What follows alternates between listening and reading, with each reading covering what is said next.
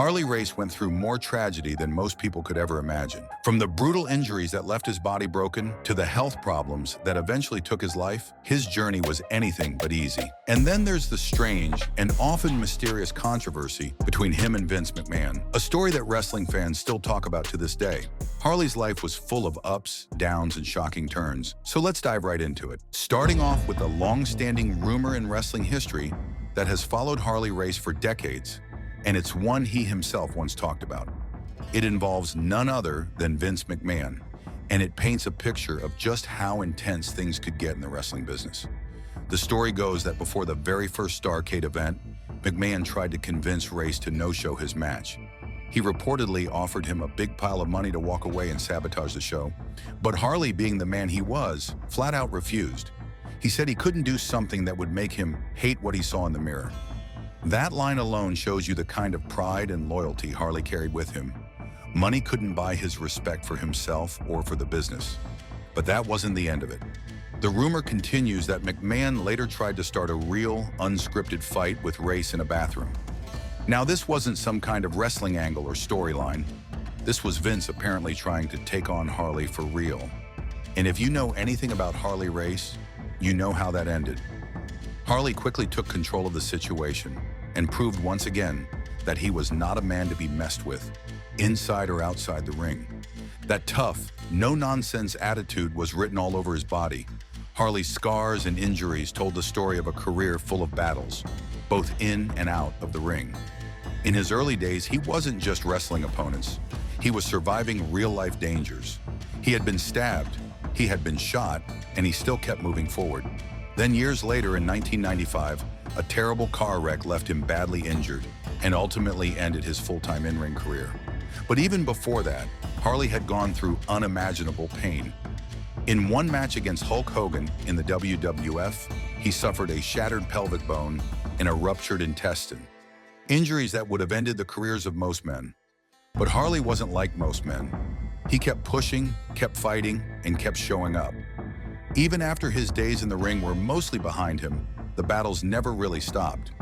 In 2017, long after fans thought he had already endured enough, Harley suffered a terrible fall that left him with 2 broken legs. It was another brutal chapter in a life that seemed to always test just how much one man could endure. And then came his toughest fight of all, cancer. Harley had been battling lung cancer for a long time, but he never gave in. Those closest to him said that he fought it with the same determination he had shown all throughout his life and career. On August 1st, 2019, at the age of 76, Harley Race passed away due to complications from the illness. To the very end, he remained the same man he had always been, a fighter, someone who never backed down no matter how tough the odds were. But what about Harley's life beyond all the pain and struggles?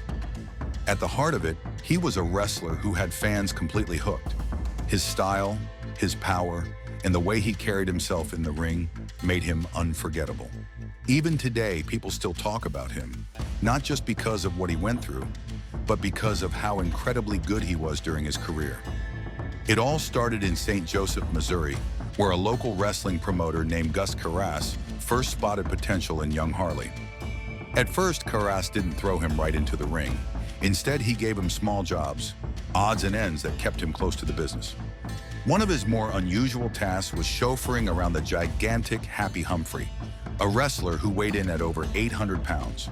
For a young Harley, it was a way to get his foot in the door, and he was willing to do whatever it took. Soon enough, though, Harley found his way into the ring itself. With the help of some of Carras's veteran wrestlers who took time to train him, he began learning the ropes. By the age of 18, he was ready to take his career to the next level. He moved to Nashville, started wrestling under the name Jack Long, and was paired with Billy Strong, who became John Long, his storyline brother. The two of them clicked right away and quickly captured the Southern Tag Team Championship. To the wrestling world, Harley Race, still just a teenager, was looking like the next big thing. But then tragedy struck. Harley was in a terrible car accident, one so severe that his leg was nearly amputated. Doctors didn't think he would ever walk again, let alone wrestle. To make matters worse, the accident claimed the life of his pregnant wife, Vivian Louise Jones. They had only been married for a little over a month, and suddenly she was gone. For a young man who had just started chasing his dreams, the weight of that tragedy was almost unbearable. When Harley was rushed to the hospital, the doctors had already made plans to amputate his leg. But Gus Karras, the same man who gave Harley his start, burst into the hospital and refused to allow it. "Over my dead body," he told the staff. Because of Karras' intervention, Harley's leg was saved. The doctors still told him his career was over and that he might never walk again. But Harley refused to let that be the end of his story. He pushed through grueling months of physical therapy, enduring pain most people would never believe, until he fully recovered. That resilience would become a trademark of his career. By 1963, Harley was back in the game, working in the Boston territory. There he wrestled under the name The Great Mortimer. But it wasn't long before he made his big return under the name that would stay with him forever: Harley Race.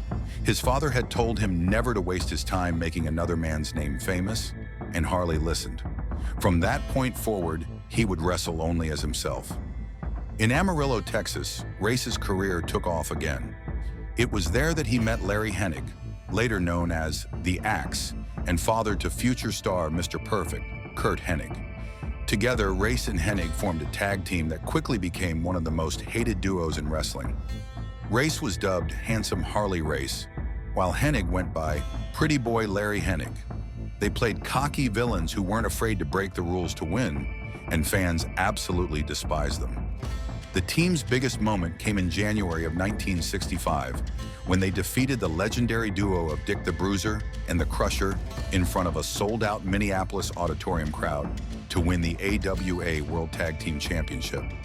This was a massive deal at the time, and it cemented Race and Hennig as top names in the tag team division. But Harley's life was never without chaos. Just 2 weeks after that huge title win, he found himself in another life-threatening situation. While at a Minneapolis restaurant called the Chestnut Tree, Harley stepped in to defend a woman who was being harassed. He knocked the man unconscious, but that man's friend retaliated by stabbing Harley in the back. Once again, Harley landed in the hospital, and once again, he survived. For the next few years, Race and Hennig feuded with top teams like the Bruiser and the Crusher, and even Vern Gagne himself. They had multiple title reigns and became one of the AWA's top acts. But by the late 1960s, Race was ready for a change. After years of tag team success, he wanted to prove himself as a singles competitor. He left the AWA and set his sights on bigger challenges in the National Wrestling Alliance. During the early 1970s, Harley built his reputation as one of the toughest wrestlers alive. He jumped between NWA territories, picking up regional championships like the Missouri Heavyweight title and the Mid-Atlantic United States Heavyweight title.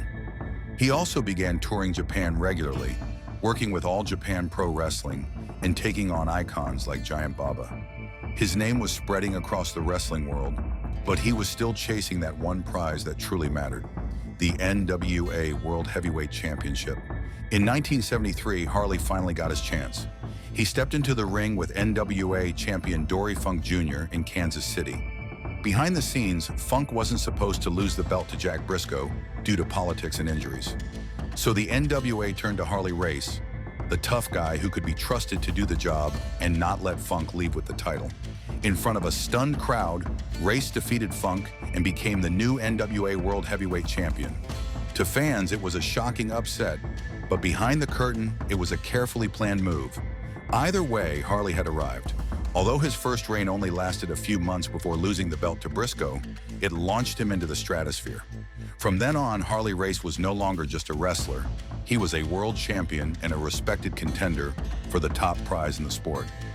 Over the next decade, Harley's career became a blur of championships, rivalries, and battles all across the globe.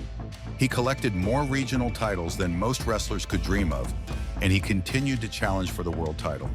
In 1977, he defeated Terry Funk to once again become NWA champion.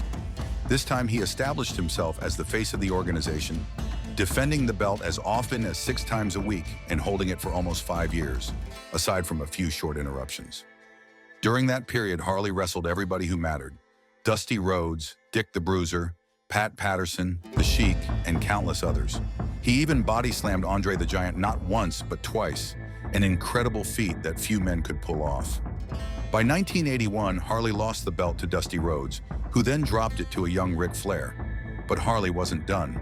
He beat Flair in 1983 for his record-breaking 7th title reign, surpassing Lou Thesz's record.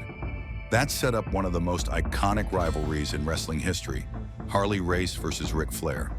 This rivalry came to a head at the very first Starrcade event in 1983. Promoted as a Flair for the Gold, Race put a $25,000 bounty on Flair's head, hiring other wrestlers to take him out. Flair pretended to retire, only to return and set up their climactic showdown. Inside a steel cage in Flair's hometown of Greensboro, North Carolina, the two went to war. In a bloody, unforgettable battle, Flair defeated Race and officially became the man. That match is remembered as a passing of the torch moment. Race would regain the title once more in New Zealand in 1984, giving him a total of 8 reigns. But by then, Flair was becoming the face of the NWA. Even Flair himself has always credited Race for making him into the legend he became. By the mid-1980s, Harley started slowing down, but he never fully stepped away. He made returns to the AWA, had battles with Larry Hennig's son, Curt Hennig, and even took on Rick Martel and Larry Zbyszko. His final years in the AWA included main event matches on ESPN, right before the company folded. In May 1986, he stepped into the bright lights of the WWF, managed by his longtime friend Bobby the Brain Heenan.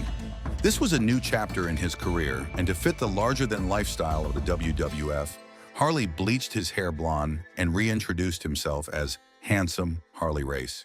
He debuted at a Superstars of Wrestling taping in Toronto, defeating S.D. Jones, and from that moment, he was presented as a force. That summer, he remained undefeated, taking out opponents like George Wells, Lanny Poffo, Tony Garea, Cousin Luke, and Tony Atlas. The WWF had its own way of doing things. At the time, they didn't acknowledge titles or accomplishments from other promotions, no matter how impressive. But they couldn't ignore Harley's reputation. To give him the respect he deserved, they had him win the King of the Ring tournament on July 14, 1986. From there, Handsome Harley became King Harley Race. He wore a crown and cape, entering the ring to the dramatic notes of Mussorgsky's Great Gate of Kiev. It wasn't just a gimmick, it was a way of showing the world that Harley Race was royalty in wrestling. After every win, he would demand that his opponents kneel before him, and if they refused, Heenan would force them down by their hair. One of Harley's most memorable feuds during this time was with the Junkyard Dog. Their rivalry reached its peak at WrestleMania 3 in front of over 90,000 fans at the Pontiac Silverdome. Harley pinned JYD clean with a belly-to-belly suplex. As tradition demanded, JYD bowed before the king, but then immediately attacked him and walked off with Harley's royal cape, leaving the crowd roaring. Harley also clashed with Hulk Hogan and Hacksaw Jim Duggan, and his feud with Duggan became so heated that it even spilled into the 1987 Slammy Awards in the form of an all-out brawl. But Harley's time in WWF wasn't without hardship. In early 1988, during a match against Hogan, Harley attempted a swan dive headbutt onto Hogan, who was lying on a ringside table. Hogan moved and Harley crashed hard. The table drove into his abdomen, causing a hernia. Despite the seriousness of the injury, Harley worked through WrestleMania 4 before finally taking time off. The WWF even turned his absence into a storyline, with Heenan preparing to crown a new king. Harley returned 6 months later, healed up and ready to fight again. He jumped right back into the mix, feuding with Haku over the King title. But by early 1989, his run in the WWF came to an end. Harley wasn't done wrestling, though. He continued competing around the world: Puerto Rico, Japan, Calgary, and in the NWA. He picked up the WWC Caribbean Heavyweight Championship in Puerto Rico, battled old rivals like Tommy Rich, and even faced young stars such as Brian Pillman. But by late 1990, after decades of punishment, Harley suffered a shoulder injury that finally pushed him toward retirement from active wrestling. Even then, Harley refused to leave the sport behind. In 1991, he shifted into a new role as a manager in WCW, guiding stars like Lex Luger and, later, Big Van Vader. His presence gave credibility to everyone he worked with. He knew how to talk, he knew how to draw heat, and he knew how to pass down lessons from his years on the road. Harley was especially respected by the younger talent in WCW, forging friendships with future stars like Mick Foley and Steve Austin. Though his in-ring career was over, Harley made sporadic appearances through the 1990s and 2000s, from managing Vader to being inducted into the WCW and WWE Halls of Fame, and even making cameos in TNA, Ring of Honor, and New Japan. Everywhere he went, Harley Race carried himself with the same toughness, pride, and presence that had defined him for decades. And that's where we'll wrap up today's video. If you enjoyed it, make sure to hit that like button, subscribe to the channel, and turn on notifications so you never miss our next upload. Thanks for watching, and we'll catch you in the next one. Take care.